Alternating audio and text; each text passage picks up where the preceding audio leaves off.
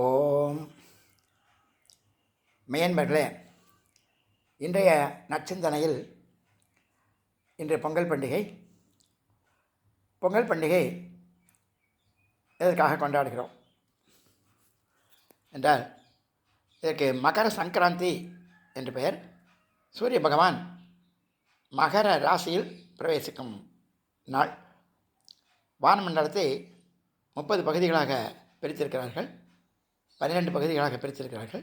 அது ஒவ்வொன்றுக்கும் 30 டிகிரி, அதுதான் 12 ராசி. அந்த ராசி மகர ராசிக்கு சூரிய பகவான் வர்ற நாள். அந்த நேரத்தில் இந்த மகர ராசிக்காரங்களுக்கு தோஷங்கள் இருந்தாக்க அந்த தோஷங்கள்லாம் பரிகாரம் பண்ணுறதுக்காக மகர சங்கராந்தி விரத நாள். சும்மா பொங்கல் சாப்பிட்டுட்டு கரும்பு தின்னுட்டு புது ட்ரெஸ் எல்லாம் போட்டுட்டு அப்படி ஜாலியாக சுற்றிட்டு இருக்கிறதுக்காக இல்லை இந்த பொங்கல் பண்டிகை. அன்றைக்கி பொங்கல்னால் முதல்ல என்ன? பொங்கல் சொல்லணும், சந்தோஷமாக இருக்கணும்னு அர்த்தம். சுவாமிக்கு நாம் எதெல்லாம் கொடுக்குறோமோ அதெல்லாம் கோடிக்கணக்காக நமக்கு திரும்பி வரும். நாம் மகிழ்ச்சி, பொங்குற போது மகிழ்ச்சி ஏற்படுது. அந்த மகிழ்ச்சியை நாம் சுவாமிக்கு தெரிவித்தோம்னா அந்த மகிழ்ச்சியை நமக்கு கொடுப்பார், மகிழ்ச்சி வரும். ஆனால் இந்த பணம் இருக்கிறவனுக்கு பொங்கல் சொல்லுவான், மகிழ்ச்சின்னு சொல்லுவான். ஆனால் அப்புறம் கேட்டு பாருங்கள், எங்கே நேற்று காணுமே, எங்கே என்னெல்லாம் கேட்டுவாங்க, எங்கே இருக்கிறீங்க அப்படின்னு சொல்லிட்டு வரிசையாக அடுக்குவான். பணக்காரனுக்கு பணத்தை யாரை பிடிக்கிட்டு போயிடுவானோன்னு பயம், பணம் இல்லாதவனுக்கு பணம் இல்லையேங்கிற கவலை. ஆக மனசுக்குள்ளே யாருமே சந்தோஷமாக யாருமே இருக்கிறதா தெரியல. அதுக்கு அந்த சந்தோஷம் வர்றதுக்கு நாம் என்ன பண்ணணும்? அந்த பகவானை நாம் கும்பிடணும். அதுக்கு சூரிய பிரத்யக்ஷ தேவதா, சூரியன் தான் நமக்கு இந்த அண்டத்தை உற்பத்தி செய்து சூரியனிடமிருந்து இந்த அண்டங்கள் தோன்றின என்று விஞ்ஞானம் கூறுகின்றது. அதை காப்பாற்றி வருவது அந்த சூரிய சக்தி தான். ஆனால் சூரிய பிரத்யக்ஷ தேவதா, கடவுள் வேறு, தேவத்தை வேறு, தெய்வீக சக்தி, அது டிபார்ட்மெண்ட்டு, அதை புரிஞ்சுக்கணும். பகவான் அப்படின்னு சொல்கிறது அதுக்கு வேறு அர்த்தம், கடவுள் அப்படின்னு அர்த்தம். பரமாத்மா அப்படின்லாம் சொல்லும்போது அதுக்கு வேறு அர்த்தம். தேவர்கள் அப்படிங்க அவங்க சூப்பர்வைசர் டிபார்ட்மெண்ட்டு, ஒரு சிஸ்டம் நடந்துக்கிட்டு இருக்கு. அந்த சிஸ்டத்தை பராமரிக்கிறதுக்கு ஒரு சூப்பர்வைசர் வேணும் இல்லையா? அதுதான் சூரிய பகவான் அப்படின்னு சொல்கிறோம். அப்படி அந்த சூரியனை போற்றி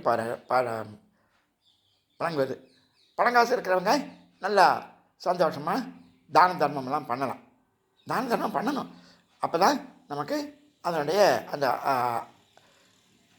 அருள் கிடைக்கும். பணங்காசு இல்லாதவங்க என்ன பண்ணுறது? இந்த விரதம் இருக்கலாம். விரதம் நாளுது காலையிலேருந்து அந்த பொங்கல் பானை வைக்கிற வரையில் விரதமாக இருந்து சூரியனுடைய நாமங்கள்லாம் இருக்குது. இப்போ நிறைய தமிழே நிறைய வருது. சாஸ்திரநாமம், ஆதித்ய ஹிருதயம் அகஸ்திய முனிவர் ராமனுக்கு சொன்னது. சூரிய வம்சத்துக்கு பிரத்யட்ச குல தெய்வம்.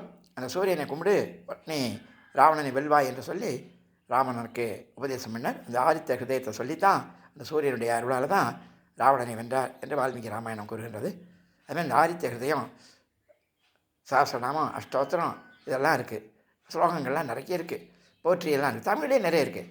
பாஷை முக்கியம். சுவாமி எல்லா பாஷையும் தெரியும். எல்லா பாஷையும் தெரிஞ்சால் தான் அவர் சுவாமி. அதனால் நாம் சுவாமியை மனசு தான் முக்கியம். எந்த பாஷையில் வேணாலும் நம்ம கும்பிடலாம். நம்ம புரியும்படியாக இன்னும் தாய்மொழியில் நம்ம கும்பிடும்போது அது நமக்கு நல்ல ஒரு ஏகாகிர மன கான்சன்ட்ரேஷன் நமக்கு கிடைக்கும். நம்ம கான்சன்ட்ரேஷன் ரொம்ப முக்கியம். காலையில் எழுந்திருந்த உடனே அந்த ஒரு 3 நிமிஷம் நம்ம எந்த மூடில் இருக்கோமோ அதே மூடில் தான் நம்ம அந்த நாள் பூரா இருப்போம் அப்படின்னு சொல்கிறாங்க.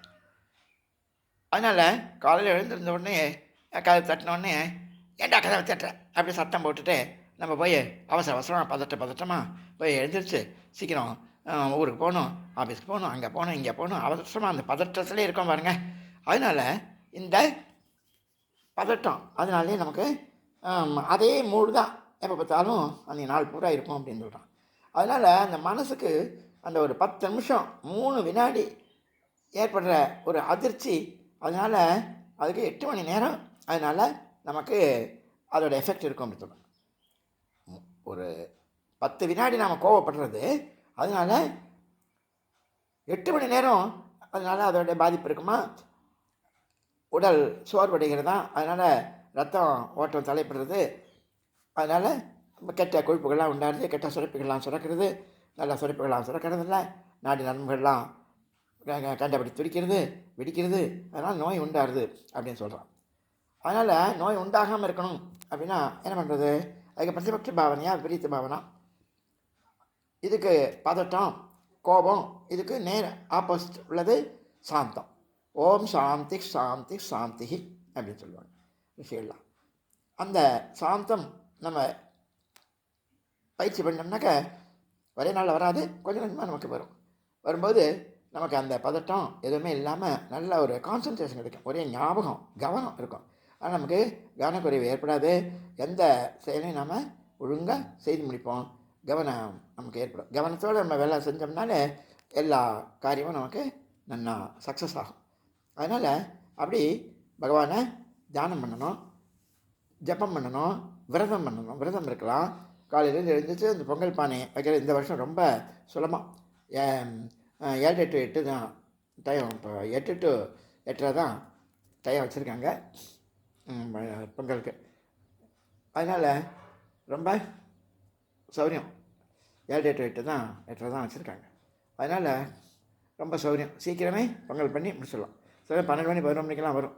அதனால் அது வரைக்கும் அந்த விரதம் இருக்கலாம். விரதம் இருக்க முடிஞ்சவங்க, விரதம் இருக்க முடியாதவங்க அந்த க்ஷேத்திரங்கள் இருக்குது, அந்த க்ஷேத்திரங்களுக்கு போய் தரிசனம் பண்ணிட்டு சூரியனார் கோவில் இந்த பாத யாத்திரையாக போகணும். ஏன்னா அந்த காலத்தில் அதுக்காக தான் அதை வச்சாங்க. பணம் காசு இருக்கிறவங்க பணத்தின் மூலம் அதை சேவை பண்ணலாம். அது முடியாதவங்க என்ன பண்ணுறது? சரீரத்தால் நம்முடைய உடலை வருத்தி தவறு செய்யணும். அப்போல்லாம் கார் ட்ரெயின்லாம் கிடையாது இல்லையா? அதனால் தீர்த்த யாத்திரைன்னு அதுக்காக தான் வச்சாங்க. சூரியனார் கோவிலுக்கு போயிட்டு வந்தால் ரொம்ப விசேஷம் அப்படின்னு. அதுமாதிரி நடந்து போகணும், பாத யாத்திரையாக போகணும். அப்படி போனால் அதுக்கு விசேஷம் ஜாஸ்தி. அப்படி இப்போ செய்யலாம். நம்மளால் முடிஞ்ச உதவியை செய்யலாம். நல்ல காரியம் ஒருத்தருக்கு செஞ்சு கொடுக்கலாம். சரீரத்தால், சரீர பிரயாசையினால் நாம் கடவுள் பிரத்தியாருக்கு உதவி செய்கிறது மூலமாக நாம் உதவி செய்யலாம். பணம் காசு கொடுத்து தான் பண்ணணும், அன்னதானம் பண்ணி தான் பண்ணணும் அப்படின்னு ஒன்றும் கிடையாது. நமக்கு நம்மள்கிட்ட எது இருக்கோ, நம்மளால் ஒரு நடக்க முடியாதவனுக்கு கூட்டிகிட்டு போய் அவனை கொண்டு வீட்டில் கொண்டு போய் விட்டாக்க, பஸ் ஸ்டாண்டில் கொண்டு போய் விட்டாக்க, கோவிலில் கொண்டு போய் விட்டாக்க, அதுவே பெரிய புண்ணியம். அந்த மாதிரி நம்மளால் முடிஞ்ச உடல் அளவில், உடலால் நாம் இறைவனுக்கு வழிபடுவது, மனதாலும் வழிபடும். எப்போது நாமத்தை சொல்லணும், அது எல்லோரும் சொல்லலாம். பகவானுடைய நாமத்தை, சூரிய பகவானுக்கு தமிழே நிறைய போற்றி இதெல்லாம் நிறைய இருக்குது, பாடல்கள்லாம் நிறைய இருக்குது, அதெல்லாம் படிக்கணும், அதெல்லாம் சொல்லணும். அப்படி செஞ்சால் பகவானுடைய, சூரிய பகவானுடைய அருளை நன்றாக நாம் பெற முடியும். அது கரும்பு சாப்பிட்றது அது ரொம்ப விசேஷம். கரும்பு என்ன எப்படி இருக்கும்? அடியில் இனிப்பாக இருக்கும், நுனியில் துவப்பாக இருக்கும், உப்பாக இருக்கும். அதுமாதிரி இந்த நம்முடைய வாழ்க்கையுமே எப்படி இருக்குது? ஆரம்பத்தில் ரொம்ப சரியில்லாமல் தான் இருக்குது. ஆனால் பிற்காலத்தில் தான் நமக்கு ஒரு வேகம் இதெல்லாம் குறைஞ்சி நமக்கு ஞானம் ஏற்படுறது, புரிதல் ஏற்படுறது, வாழ்க்கையை நாம் உணர்ந்து வாழ்வதற்கு ஒரு வழி ஏற்படுகின்றது. அதனால் அதையும் நமக்கு உணர்த்தக்கூடிய இந்த கரும்பு சாப்பிட்றது அப்படின்னு எல்லாத்தையுமே சயின்ஸ் அண்ட் சென்டிமெண்ட்டாக தான் வச்சுருக்காங்க. அப்படி இந்த சூரியனுடைய அருளுக்கு இன்னொரு கதை சொல்கிறது. ஒரு சிற்றரசன் ராஜா, அவனுக்கு குழந்தை பிறந்தது. மகாராணிக்கு அந்த ராஜ புரோகிதர் சொன்னார், ஜோசியர் சொன்னார், நல்ல நேரத்தில் பிறந்திருக்க, இன்றைக்கி ரொம்ப அருமையான நாள், இன்றைக்கி பிறந்திருக்க, உங்கள் குழந்தை பிறந்திருக்க, அவன் பெரிய சக்கரவர்த்தியாக வருவான் அப்படின்னு சொன்னான். அந்த ராஜா குஷம் பிடிச்சான். அவனே அமைச்சரை கூப்பிட்டான், இன்றைக்கி இந்த ஊரில் எத்தனை குழந்தை பிறந்திருக்கு, எத்தனை நாய் குட்டி போட்டிருக்கு, பன்னி குட்டி போட்டிருக்கு, எல்லாத்தையும் லிஸ்ட் எடுத்துட்டு வா அப்படின்னு சொல்லிட்டான். எல்லாத்தையும் எடுத்துகிட்டு கொடுத்துட்டு, ஆமாம் வாங்க ஜோசியரை வாங்க, என்ன சொன்னி, இன்றைக்கி பிறந்ததுனால என் பையனுக்கு பெரிய சக்கரவர்த்தியாக வருவான்னு சொன்னீங்களோ, இந்த நாய் பன்னி இதெல்லாம் சக்கரவர்த்தியாக வருமா? வராதில்ல. அப்போ அதே யோகம் என்னுடைய மகனுக்கும் ஏன் வரக்கூடாது? இதுக்கு நாளைக்கு பொழுது விடியறதுக்குள்ளே எனக்கு நீங்கள் இப்போ இது சொல்லலை அப்படின்னா, அஸ்தமிக்கிறதுக்குள்ளே எனக்கு பதில் சொல்லலைன்னாக்கா தலையை வெட்டி விடுவேன் அப்படின்ட்டோம். என்ன பண்ணுவார் பாவம் ஒரு ஜோசியார். ரொம்ப கஷ்டப்பட்டு எத்தனையோ நூல்களெல்லாம், ஜோதி நூல்களெல்லாம் எடுத்து படித்து பார்த்தார். ஒன்றையும் அதுக்கு பதிலை காணும். அப்போ நான் அதிகாலை நேரத்தில் தூக்கம் எப்படி வரும்? இருந்தாலும் அதிகாலை நேரத்தில் பகவான் அவனுக்கு சூரிய பகவான் பிரத்யட்சமாகி சொன்னார், நீ ஒரு கொழுந்து வெத்தலை ஒரு கட்டு கொண்டு வர சொல்லு, ஒரு தங்க ஊசியை காய்ச்சி அதில் குத்து, உனக்கே தெரியும்ல, உனக்கே தெரியும் அப்படின்னு தான் சொல்ல, அவரே சொல்லலை. நாம் இந்த சிந்தனை பண்ணணும், சிந்திச்சாதான் நமக்கு அதனுடைய இதுக்கெல்லாம் விடை கிடைக்கும் நமக்கு. அதேமாரி செஞ்சோடனே அவருக்கு ஐடியா வந்துடுது.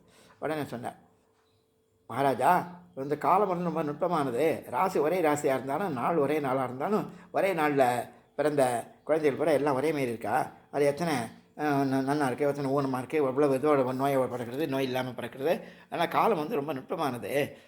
அதுவும் இப்போல்லாம் இது கிடையாதுல்ல, கடிகாரமெல்லாம் கூட கிடையாது, நீர் கடிகை அதெல்லாம் ரொம்ப அபூர்வம்.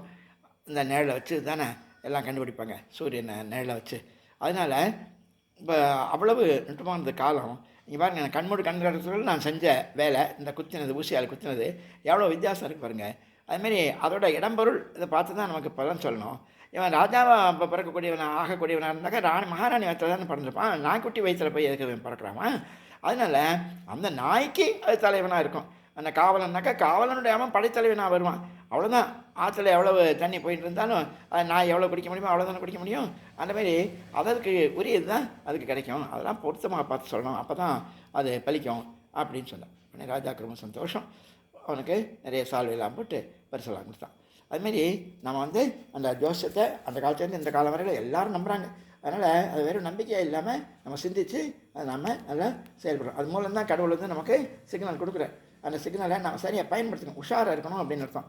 உடனே அதுக்காக போகக்கூடாது, செய்யக்கூடாது, கெட்ட சகுனமாக இருக்குது அப்படின்னு சொல்லிட்டு நம்ம வந்து அந்த எல்லா காரியத்தை நிறுத்திடக்கூடாது. அது வந்து ரொம்ப ஜாக்கிரதையாக இருக்கணும், தொடர்ந்து முயற்சி பண்ணணும், இடங்கள் வரும் ஜாக்கிரதையாக இருக்கணும் அப்படின்னு அர்த்தம்.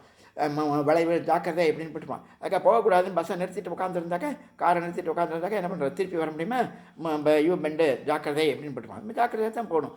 அந்தமாரி கடவுள் நமக்கு சிக்னல் கொடுக்குற அந்த சிக்னல்லாம் நம்ம சரியாக புரிஞ்சுட்டு நம்ம கடவுளோட பக்தி விடணும். பக்தி பண்ணோம்னா சர்வ வல்லமை உடையவர் தான் கடவுள், அவரால் மாற்ற முடியாது எதுவும் கிடையாது. பக்தி பண்ண தொடர்ந்து முயற்சி பண்ணோம்னா சந்தோஷப்பட்டு நமக்கு அருள் செய்வார். அதனால் இறைவனை பக்தி செய்து நாம் தொடர்ந்து நல்ல முயற்சிகளில் ஈடுபட்டு நல்ல எண்ணங்களை மனம் ஒருமைப்பட வேண்டும், பக்தி செய்ய வேண்டும். தவறான எண்ணங்கள் இல்லாமல் நல்ல எண்ணத்தோடு நாம் மனதை தூய்மைப்படுத்தினால் உள்ளிருந்து நமக்கு கடவுளுடைய தொடர்பு கிடைக்கும், நமக்கு எல்லா நன்மைகளும் உண்டாகும். அவ்வாறு இறைவனை வேண்டி சூரிய பகவானை வேண்டி நல்ல வாழ்வு இனிய வாழ்வு வாழ பிரார்த்திப்போம். நமது ஆன்மீக தியானம் வகுப்பு ஜனவரி 23ஆம் தேதி முதல் துவங்கவிருக்கின்றது. ஆன்லைன் வகுப்பு. அனைவரும் அதில் அவசியம் பங்கு பெறுமாறு அன்புடன் கேட்டுக்கொள்கின்றோம். யூடியூப்பில் பாதரக்குடி நகரத்தார் குரு அப்படின்னு ஒரு சேனல் இருக்குது, அதில் நீங்கள் ஜாயின் பண்ணிக்கலாம், ஜூம் மூலமாக பதிவு செய்து கொள்ளலாம். நன்றி, நல்லாசிகள், இனிய பொங்கல் வாழ்த்துக்கள். பாதரக்குடி நகரத்தார் குருபீடம் ரவீந்திர சுவாமிகள்.